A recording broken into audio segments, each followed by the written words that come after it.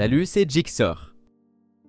Tu sais déjà que tu veux utiliser NordVPN, mais tu as besoin d'aide pour l'installer sur Windows 10 ou 11.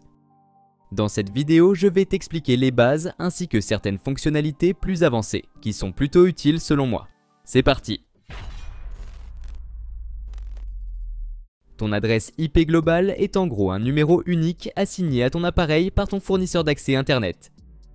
C'est comme l'adresse publique de ton appareil sur Internet, ce qui permet aux sites et services en ligne de connaître approximativement ta position.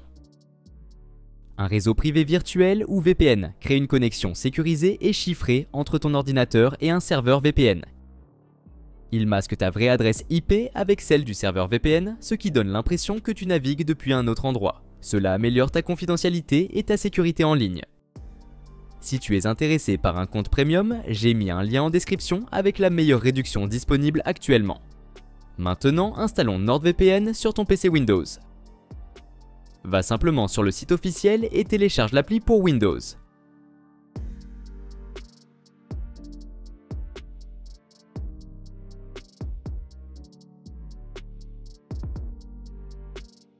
Lance l'installateur et suis les instructions à l'écran.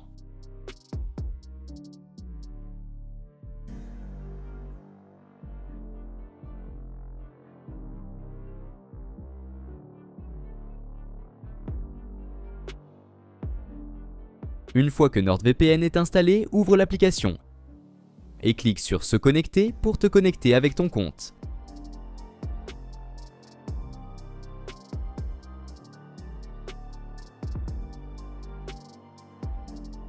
Mais avant de te connecter au VPN, rends-toi sur un site comme monip.com ou cherche quel est mon IP sur Google pour voir ton adresse IP publique actuelle et ta localisation. Ensuite, retourne sur NordVPN pour te connecter à un serveur. L'interface est simple, donc tu peux cliquer sur Connexion rapide pour te connecter automatiquement au serveur le plus rapide. Ou bien choisir un emplacement spécifique sur la carte ou dans la liste des serveurs. Si tu choisis un serveur dans un autre pays, ton adresse IP va changer et afficher une localisation dans ce pays. Après t'être connecté à NordVPN, retourne sur le même site pour vérifier ton adresse IP. Elle devrait maintenant être différente et correspondre à l'emplacement du serveur. Cela confirme que le VPN fonctionne correctement. Essaie maintenant d'accéder à un site ou un service restreint à une région. Par exemple, si tu es connecté à un serveur au Royaume-Uni, essaie d'ouvrir BBC iPlayer qui est normalement réservé aux utilisateurs britanniques. Et dans mon cas, ça fonctionne très bien. L'appli NordVPN pour Windows a aussi quelques fonctions pratiques. Voici un petit aperçu. La première, c'est CyberSec. Elle bloque les pubs intrusives et te protège contre les malwares et les tentatives de phishing. Elle est activée par défaut, mais tu peux vérifier dans les réglages. Ensuite, il y a Threat Protection. Cette fonction ajoute une couche de sécurité supplémentaire en scannant les fichiers téléchargés pour détecter les malwares. Puis, il y a MeshNet. Cette option te permet de créer un réseau sécurisé et chiffré entre tes appareils, même s'ils ne sont pas sur le même réseau. C'est top pour partager des fichiers ou jouer en ligne de manière sécurisée. Et si jamais ta connexion VPN se coupe, le Kill Switch bloque automatiquement ta connexion Internet pour éviter que ta vraie adresse IP ne soit exposée.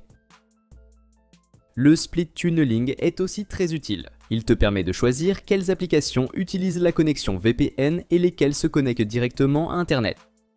Pratique si tu as besoin d'un IP local pour certaines applis. NordVPN propose aussi des adresses IP dédiées en option. Ça te donne une adresse IP unique que toi seul peux utiliser. Enfin, les extensions de navigateur pour Chrome et Firefox.